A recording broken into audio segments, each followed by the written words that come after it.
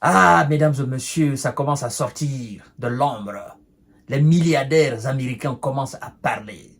Ils commencent à tirer la sonnette d'alarme. Ils commencent à tirer les oreilles des Américains. Celui-ci, il s'appelle David Sacks. Ah non, il est connu partout dans le monde entier. Oui, il est cofondateur en 1999 de PayPal. PayPal que vous connaissez. PayPal, transaction d'argent, 4 machin, machin. Vous savez ce que ça veut dire PayPal. Ce mec, il a fait bouger beaucoup d'entreprises dans le domaine de la technique et de la technologie aux États-Unis, mais aussi ailleurs dans le monde entier. Donc, il a fait de très grandes fortunes dans ce domaine. Il est milliardaire, au même titre que les M. Trump. Même si Trump a plus d'argent que lui, mais c'est un milliardaire aussi américain. Et donc, il dit ceci. Ah, les Américains commencent à comprendre. Il tire les oreilles de M. Biden en lui disant « Vous prenez un risque très grand si vous autorisez l'Ukraine à utiliser nos missiles américains à frapper la Russie en profondeur. Le risque est énorme. » Donc ce gars explique aux Américains et au monde entier la dangerosité de cette décision qui est actuellement dans l'atmosphère et qui soulève assez de questions. Est-ce que nous devons autoriser l'Ukraine ou pas? Lui, il n'est pas d'avis avec les va-t-en-guerre. Lui, il dit d'ailleurs que l'Ukraine n'est pas un allié des États-Unis par traité et que Washington n'a pas d'intérêt vital en Ukraine. Alors pourquoi vous allez vous casser la tête à créer un scandale mondial? Mesdames et messieurs et mesdemoiselles, l'heure est grave. Les patrons, ceux qui font tourner même le business américain, ont commencé à sortir de l'ombre. Partagez la vidéo dans tous les groupes possibles. Abonnez-vous sur ma chaîne YouTube Kanté-J Visionnaire le vrai. Activez la cloche de notification pour ne plus rater mes vidéos, mesdames et messieurs. Surtout, assurez-vous d'avoir partagé la vidéo avant de poursuivre le visionnage. On n'est pas bête. Oh, on ne fait pas des analyses bêtes sur cette plateforme d'information et de décortiquage. Les Ouïsa prennent un risque très grand s'ils autorisent Kiev à tirer des missiles en profondeur de la Russie. Selon le milliardaire David Sacks, l'Ukraine n'est pas un allié par traité des Ouïsa. Elle ne représente pas non plus un intérêt vital pour Washington. Le Kremlin a de son côté averti que la Russie fournirait une réponse appropriée si l'Ukraine était autorisée à utiliser ses armes contre son territoire. Il n'est pas fou, il n'est pas bête, c'est pas un pro-russe, il est juste réaliste. C'est juste un citoyen du monde qui comprend la situation telle que nous la comprenons et qui avertit le monde, qui prend le monde pour témoin. Si, demain ou après-demain, nous nous retrouvons plongés dans un chaos, et il faudrait que vous sachiez que je ne suis pas resté assis. J'ai passé le message comme quoi c'était pas opportun d'autoriser Kiev à utiliser des missiles américains, nos missiles, à frapper le sol russe.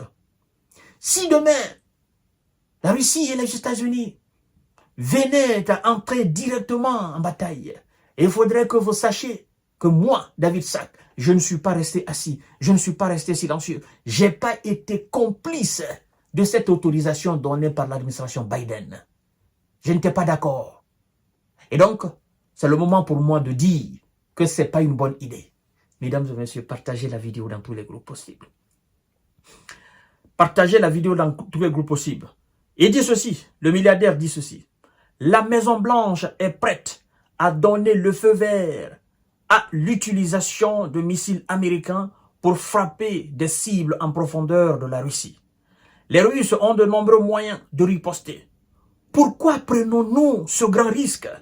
L'Ukraine n'est ni notre allié par traité et ne représente pas un intérêt vital pour nous. Biden lui-même a un jour averti que cela pourrait déclencher une troisième guerre mondiale, a écrit l'entrepreneur sur X, mesdames et messieurs et mesdemoiselles. Et je ne cesse de vous le dire, il n'a pas menti. Il ne l'a pas menti. Il n'a pas menti quand il a dit, Biden lui-même a dit un jour que cela serait le déclenchement de la Troisième Guerre mondiale. Vous savez, M. Biden, il a été questionné un jour sur l'entrée de l'Ukraine dans l'OTAN. Il a dit, les conditions ne sont pas encore réunies. Nous ne pouvons pas nous permettre, à ce stade de la guerre, d'accepter l'Ukraine dans l'OTAN. Ce serait déclarer la guerre à la Russie.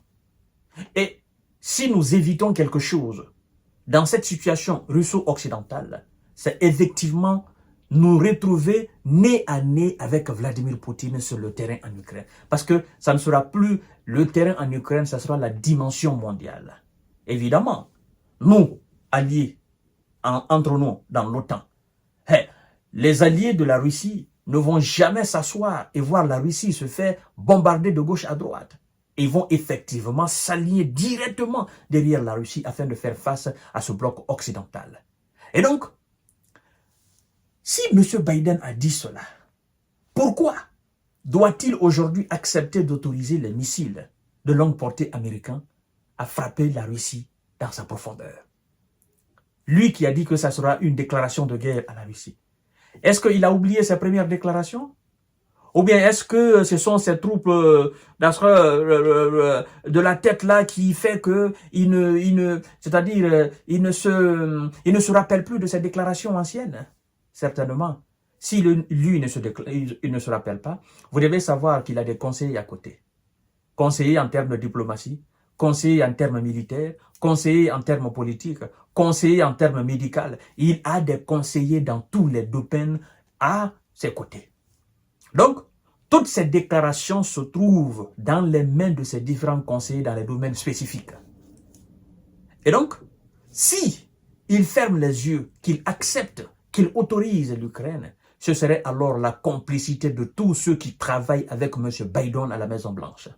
Ce serait alors le vœu de l'administration Biden. Ce ne sera pas seulement le vœu de Biden, ça sera le vœu de l'administration Biden. Et croyez-moi, le jour qu'ils vont autoriser, ils vont mettre la pression sur tous les autres États de l'Union européenne et donc de l'OTAN sur le continent européen à autoriser et à envoyer les missiles de longue portée de ces différents pays en Ukraine pour aller bombarder la Russie.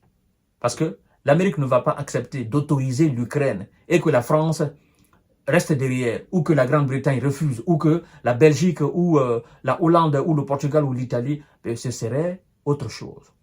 Partout, l'Amérique met la tête. Les États-Unis. En fait, c'est automatique. Nous le faisons, vous le faites. Non. Nous acceptons, vous acceptez. Directement. Il n'y a pas de décision contradictoire. Nous sommes des alliés. Vous êtes même des alignés. Je ne veux pas de contradiction. Donc, c'est pourquoi nous disons, ça ne sera pas seulement une décision américaine. Parce que les autres vont suivre derrière. Et s'il y a des problèmes, ils vont tirer tous les conséquences de cela. C'est ça, en fait. Donc, M. David Sack avertit le monde entier et tire les oreilles de M. Biden. À tout à l'heure pour notre série d'informations et de décortiquage. À bon entendeur, salut. Il reprend d'ailleurs la phrase de Poutine en disant, ils ont dit qu'ils vont répondre proportionnellement à l'attaque de M. Biden sur le territoire russe.